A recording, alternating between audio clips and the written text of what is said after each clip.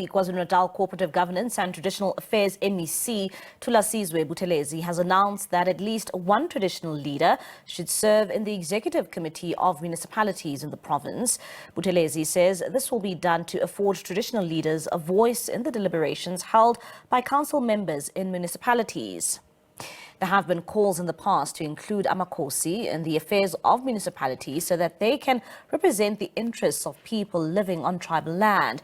Meanwhile, the South African Local Government Association in the province has welcomed the latest announcement, saying it's been long overdue. Buthelezi says the role of Amakhosi will be limited strictly to participating in discussions and giving their input in executive council meetings, but they will not be allowed to vote. For more on this discussion, we now speak to former Mayor of Abaqulusi, Jerry Sibiya, and he joins us now via our telephone line. Mr. Sibiya, thank you so much for your time this evening here in SABC News. Perhaps let's start off here and get your thoughts on, this move by COCTA in KwaZulu-Natal to at least involve traditional leaders in municipalities. Good evening to you and good evening to the viewers. My first input on this, it is quite correct and it is long overdue actually, because Amakhosi, as they represent the House of Traditional Leaders in the council, in municipal council, it creates two problems. One is that the Inkosi cannot vote for the budget when it comes to the approval of the budget. Secondly, when in local heads, then how can he come in and get involved in that debate because he's not a politician? This is a challenge that needs to be dealt with in terms of amending the Schedule 6 of the Municipal Structures Act, firstly, to allow the full participation of Amakhosi in the Executive Committee, which will allow them to participate and fully involve in the approval of the project, specifically touching the traditional houses and the Amakhosi areas in the input of the approval of the budget. If Inkosi is not represented in the executive, that means they are a non-participant in the budget itself. From the word go, starting from the preparation of the budget in terms of Municipal Systems Act, and also as well as the approval in terms of Municipal Finance Management Act. Now, which means Amakhosi, they are being treated like visitors in the municipalities.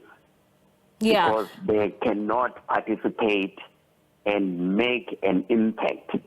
Yeah, and I was coming to that actually, Mr. Sibiya. When it comes to, the kind of role that they will be playing, we do understand that they will be given no voting rights, during this time. But when it comes to the kind of role that they will play, what do you make of the fact that, they really won't have any voting powers here? That's the reason why I'm saying that the first thing that needs to be dealt with.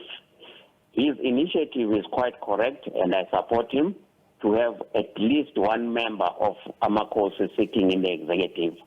But going back to Parliament, they will have to canvass the amendment of the legislation itself to make provision, because if you look at Section 43 of the Municipal Structures Act, it only talks of the proportional representation.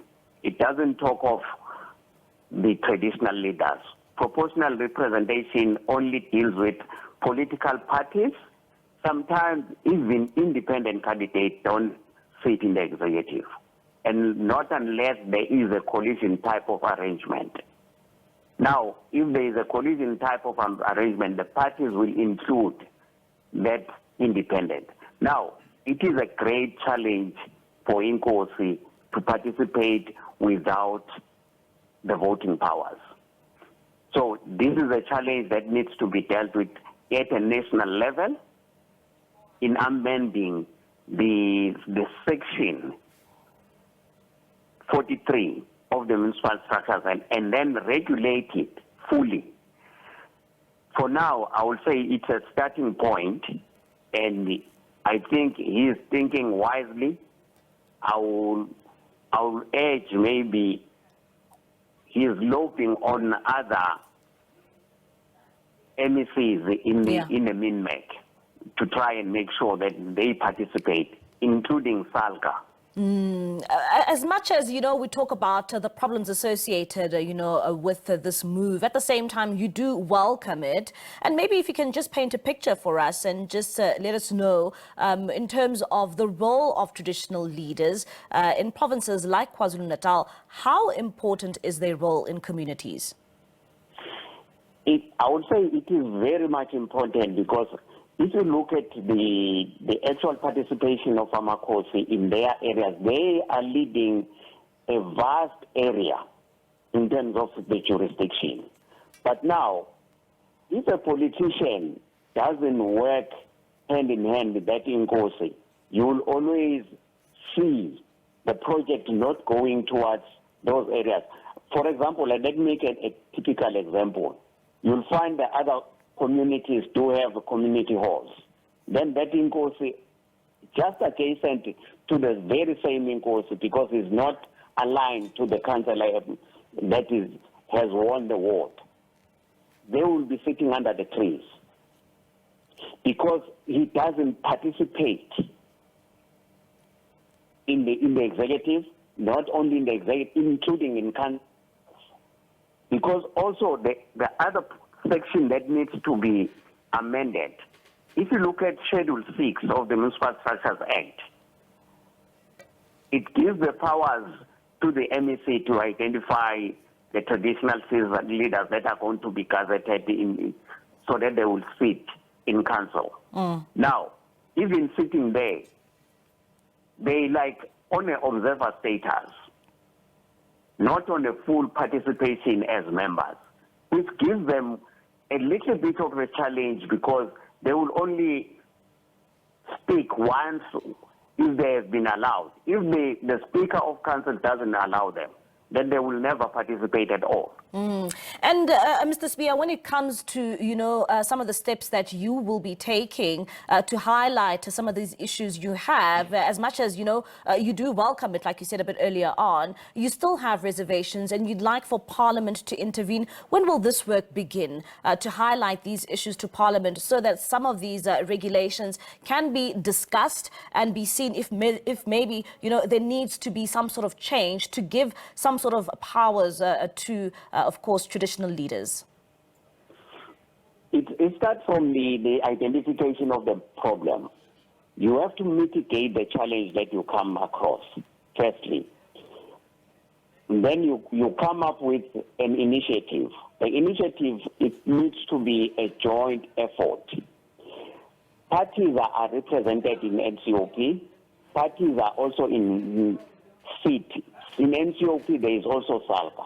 They must come up with a regulatory system that will give powers in terms of participation in all structures of the municipality, so that the Amakosi themselves, they can feel comfortable when identifying, because they've got a challenge of their communities which are challenging them. Sometimes they come across a major crisis where there are people that are having a toy saying that this has never been done, and we were promised that and that, only to find that Inkosi himself cannot say a thing because he hasn't seen a full identification of projects in terms of infrastructure. All right, now, Mr. Sibiya. This move is going towards the right direction, although it needs to be regulated fully so that they will be compatible in terms of Section 25 of the Systems Act, in identifying the project. When the mayor starts to do the preparation of the project, the Nkosi will be representing the House of Traditional Leaders in that particular municipality area. All right, Mr. Sibiya, thank you so much for your time and for your contributions into that discussion. That is Jerry Sibiya, former mayor there of Abaqulusi, giving us his insight when it comes to the role that will be played by traditional leaders, particularly in KwaZulu-Natal, saying that it is a step in the right direction, but of course more legislation is needed. Of course, highlighting issues such as saying that they will only be seen as observers in municipal councils.